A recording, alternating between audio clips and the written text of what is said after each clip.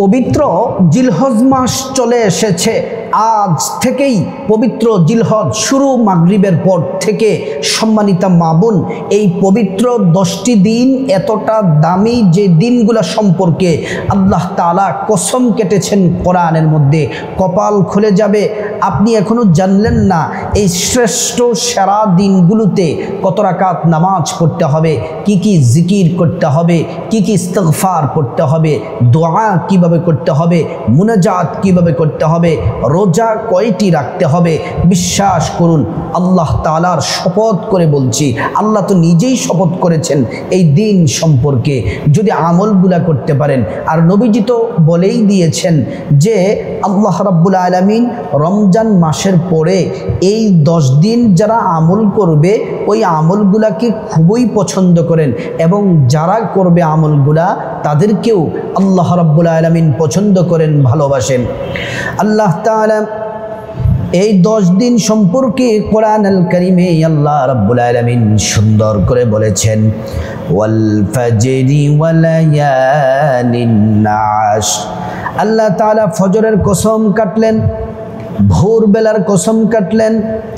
ভোরবেলা ফজর নিঃশ্বাস ছাড়ে, ওই নিঃশ্বাস হলো জান্নাতি নিঃশ্বাস। এই জান্নাতি নিঃশ্বাস কোনো কাফেরদের গায়ে লাগে না, মুনাফিকদের গায়ে লাগে না, মুশরিকদের গায়ে লাগে না। এই জান্নাতি নিঃশ্বাস, ফজরের নিঃশ্বাস শুধুমাত্র লাগে ইমানদার মোমেন মুসলমান নরনারী যারা, তাদের গায়ে লাগে যারা ফজরের নামাজ পড়ে। আল্লাহু আকবার। দ্বিতীয় নম্বর আয়াত আল্লাহ তাআলা কসম কেটেছেন ওয়ালায়ালিন নাশ, 10 রাতের কসম আল্লাহ রাব্বুল আলামিন কেটেছেন। মুফাসসিরিনে কেরাম বলেছেন 10 রাত হলো ওই 10 রাত, 1 জিলহজ থেকে 10 জিলহজ পর্যন্ত রাত। আল্লাহু আকবার। রাসূলুল্লাহ সাল্লাল্লাহু আলাইহি ওয়াসাল্লাম বললেন, এই দিনগুলোতে তোমরা 10 রাত 10 দিনে অর্থাৎ 1 জিলহজ থেকে 10 জিলহজ পর্যন্ত আমল করো, ইবাদত করো, রোজা রাখো, জিকির করো, তাসবিহ তাহলিল পড়ো, দোয়া করো, মুনাজাত করো। আল্লাহ তাআলা তোমাদের তাকদীর পরিবর্তন করে দিবেন, তাকদীর খুলে দিবেন। আল্লাহর কাছে তোমরা যা চাইবে, যা বলবে আল্লাহ শুনবেন। আল্লাহর খাজানা থেকে তোমাদের প্রয়োজন পূরণ করে দিবেন। সুবহানাল্লাহ। 1 নম্বর আমল, মা বোনেরা মনোযোগ দিয়ে শুনুন, এই 10 দিনে 10টি আমল করবেন। এই আমলগুলা যদি করতে পারেন আপনার জীবন ধন্য হয়ে যাবে। আমার মুসলিম ভাইরা, আল্লাহ দুনিয়াতে ধন দৌলত দিয়ে, সম্মান মর্যাদা দিয়ে আপনাকে ধনী বানিয়ে দিবেন, আর পরকালে রব্বুল আলামিন আপনাকে ক্ষমা করে জান্নাত দিয়ে দিবেন। 1 নম্বর আমল হলো, আজ মাগরিবের পর থেকেই জিলহজ শুরু হয়ে গেল। মাগরিব নামাজের সাথে সাথে জিলহজের চাঁদ উদয় হয়ে যাবে। জিলহজের চাঁদ ওঠার সাথে সাথে 1 নম্বরে যে আমল করবেন, চাঁদ ওঠার সাথে সাথে ওই সময় থেকে কোরবানির পশু জবাইয়ের আগ পর্যন্ত হাতের নখ কাটবেন না, পায়ের নখ কাটবেন না, চুল কাটবেন না, শরীরের অবাঞ্ছিত পশম এই 10 দিন কাটবেন না। যদি না কাটেন কি হবে? যারা আল্লাহ যাদেরকে তৌফিক দিয়েছেন কোরবানি দেওয়ার জন্য, কোরবানি দিলে সওয়াব তো কোরবানির পাবেন, আবার এই আমলটি করলেও আল্লাহ তাআলা আরেকটি কোরবানির সওয়াব দিয়ে দিবেন। সুবহানাল্লাহ পড়ুন। আর আমার যে সকল ভাইয়েরা, যে সকল মা বোনদেরকে আল্লাহ তাআলা কোরবানি করার তৌফিক দেন নাই, আপনারা যদি আমলটি যদি করতে পারেন, আল্লাহ রাব্বুল আলামিন কোরবানির নেকি আমল নামার মধ্যে দিয়ে দিবেন। সুবহানাল্লাহ।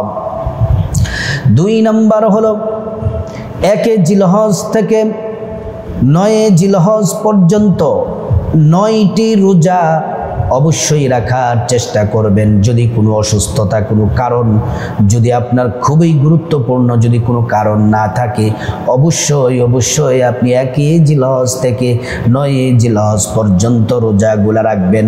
হাদিসের মধ্যে এসেছে আল্লাহর নবী বলছেন, কেউ যদি জিলহজের 9 প্রথম 10 দিনের মধ্যে 1 জিলহজ থেকে 9 জিলহজ পর্যন্ত 9টি রোজা রাখবে, প্রত্যেকটা রোজা রাখার জন্য 1 বছর নফল সফল রোজার নেকি আল্লাহ পাক দান করবেন। সুবহানাল্লাহ। সম্মানিত মা বোন, আল্লাহর নবী সাল্লাল্লাহু আলাইহি ওয়াসাল্লাম 4টি আমল কখনো মিস করতেন না। এক নাম্বার হলো আশুরার রোজা, আল্লাহর নবী মিস করতেন না।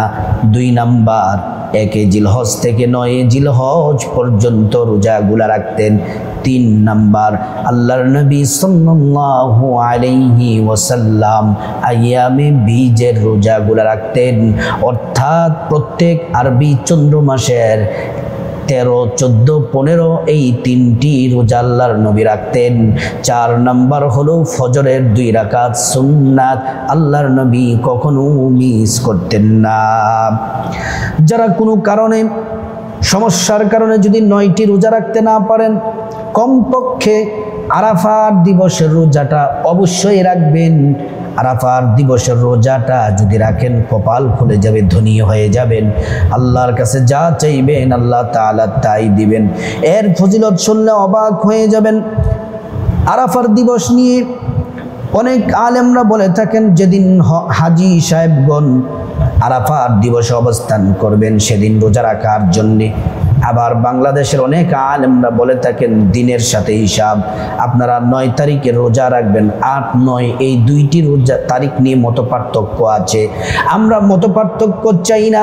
মত পার্থক্যের উপরে গিয়ে আমরা 2টি রোজা রাখবো। 8 তারিখের রোজাটিও রাখবো, 9 তারিখের রোজাটিও রাখবো। এই 2টি রোজা যদি রাখতে পারি তাহলে আর কোনো মত পার্থক্য থাকে না।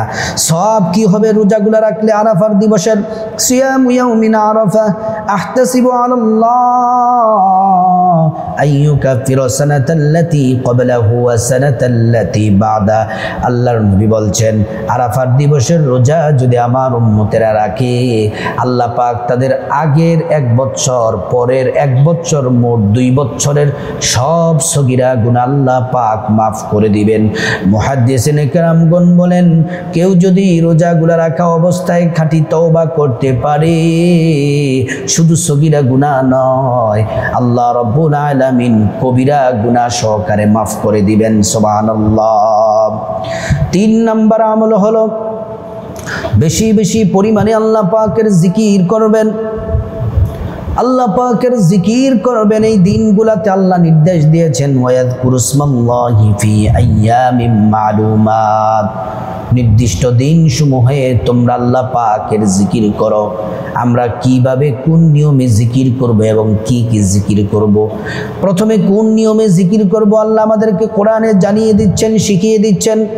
واذكر ربك في نفسك تضرعا وخيفة ودون الجهر من القول بالغدو والآصال ولا تكن من الغافلين। আল্লাহ রাব্বুল আলামিন বললেন, তোমরা তোমাদের রবকে স্মরণ করো, জিকির করো। ফি নাফসিকা তাদাররুআ ওয়া খিফা, বিনীতভাবে আল্লাহর ভয় অন্তরে রেখে রেখে তোমরা জিকির করো।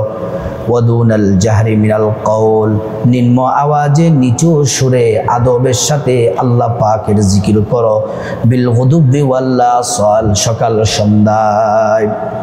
ইন্নাল্লাহা জামিলুন ইউহিব্বুল জামাল, আল্লাহ নিজে সুন্দর, তিনি সৌন্দর্যতাকে পছন্দ করেন, আদবকে পছন্দ করেন, পরিপাটিকে পছন্দ করেন, সৌন্দর্যকে পছন্দ করেন। এজন্য সুন্দরভাবে জিকির করা লাগবে।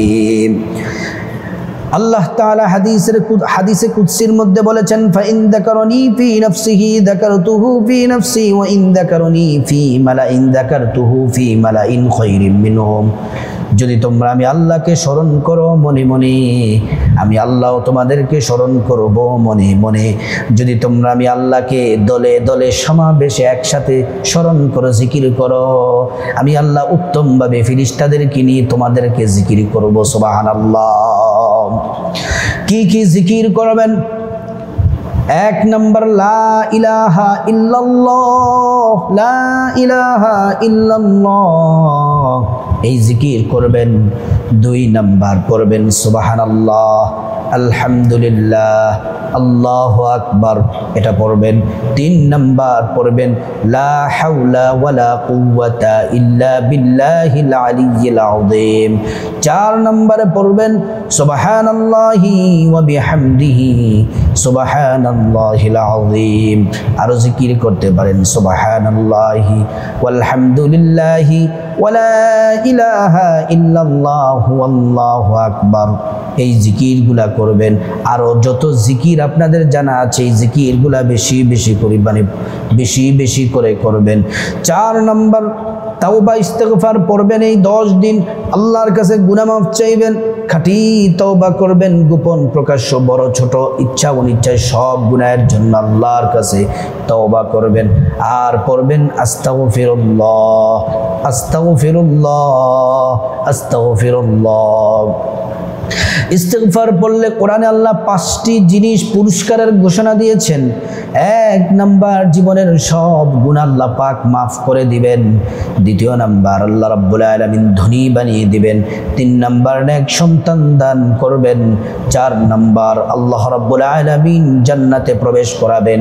5 নাম্বার আল্লাহ রাব্বুল আলামিন জান্নাতের নহর থেকে শরবত পান করাবেন। সুবহানাল্লাহ। 5 নাম্বার আমল হলো এই 10 দিন যেন ফরজ নামাজ যেন না ছুটে যায়, কাজা যেন না হয়। পুরুষ যারা মসজিদে 5 ওয়াক্ত ফরজ নামাজ তাকবীর উলার সাথে জামাতের সাথে পড়বেন, মা বোনেরা সময় মতো নামাজ পড়বেন। আল্লাহ বলেন ইন্নাস সালাতা কানাত আলাল মুমিনিনা কিতাবাম মাওকুতা। আল্লাহ রাব্বুল আলামিন বলেন বান্দা শুনে নাও, জেনে নাও, সময় মতো তোমরা নামাজ পড়ো। ফরজ নামাজ সময় মতো পড়বেন, ওয়াজিবগুলা পড়বেন, সুন্নাতগুলা পড়বেন, নফল নামাজ বেশি বেশি পড়বেন, সালাতুল হাজত পড়বেন, তাহাজ্জুদ পড়বেন, নফল নামাজ ইশরাক পড়বেন, চাষ্ট পড়বেন। নফল নামাজগুলা এই দিনগুলাতে বেশি বেশি পরিমাণে পড়বেন।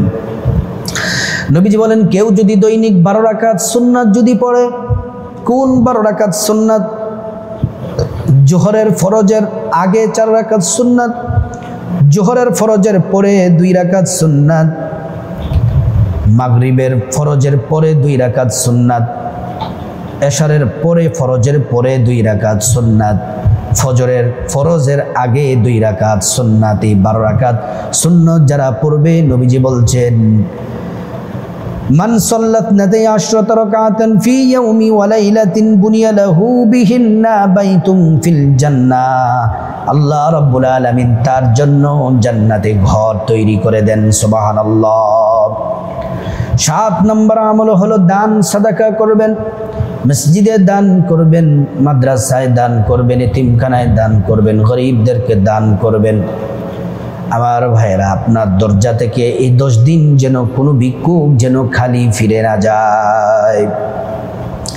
8 নম্বর আমল হলো আইয়ামে তাশরিকের দিনগুলাতে, আইয়ামে তাশরিকের দিনগুলা কি? 9 জিলহজ ফজর থেকে 13 জিলহজ আসর পর্যন্ত প্রত্যেক ফরজ নামাজের পরে পুরুষ যারা মসজিদে ফরজ নামাজের পরে উচ্চ আওয়াজে একবার তাকবীর তাশরিক পড়বেন। আর আমার মা বোনেরা বাসায় ফরজ নামাজ পড়ার পরে নিম্ন আওয়াজে একবার পড়বেন। অনেকে বলবেন যে 3 বার পড়লে কোনো সমস্যা নেই, পড়তে পারেন।